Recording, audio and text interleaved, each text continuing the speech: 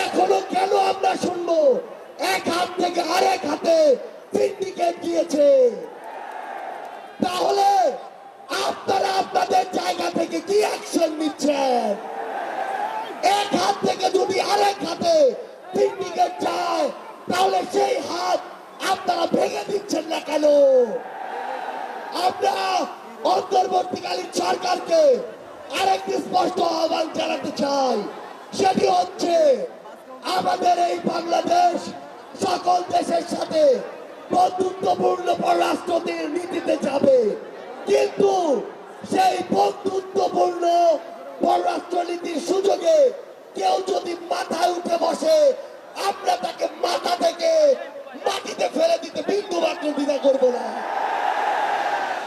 আমরা স্পষ্ট করে একটি কথা বলতে চাই, যেই খুনিরা এই দেশের বাইরে এই দেশের মানুষের ঘামের হাজার হাজার কোটি টাকা পাচার করেছে সেই টাকা ফিরিয়ে আনতে হবে।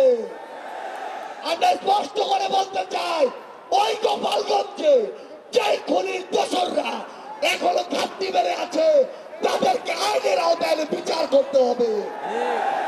গোপালগঞ্জে এখনো কিভাবে আমাদের এই অভ্যুত্থানের যোদ্ধাদের উপরে হামলা হয়, আমরা প্রশাসনকে পুলিশকে স্পষ্ট ভাবে বলতে চাই, পুরো বাংলাদেশে আমাদের এই যোদ্ধাদের ফ্যাসিস্ট বিরোধী আন্দোলনকারীদের নিরাপত্তা যদি না দিতে পারেন তাহলে ওই চেয়ারে কোন আইন শৃঙ্খলা রক্ষাকারী বাহিনীর বসে থাকার কোন অধিকার নেই।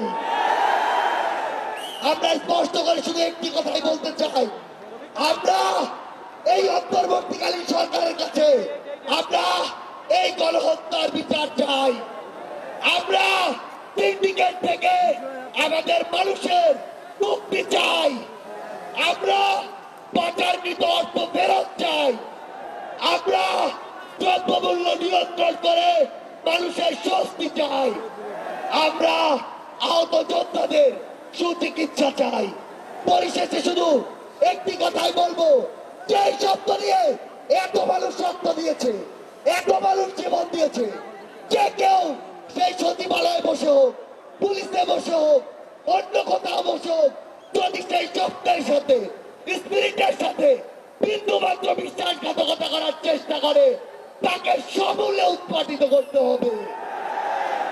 আমাদের আবারও দেখা হবে সংগ্রামের লড়াইয়ে অথবা রাজপথের বিজয়ে। ইনকিলাব জিন্দাবাদ।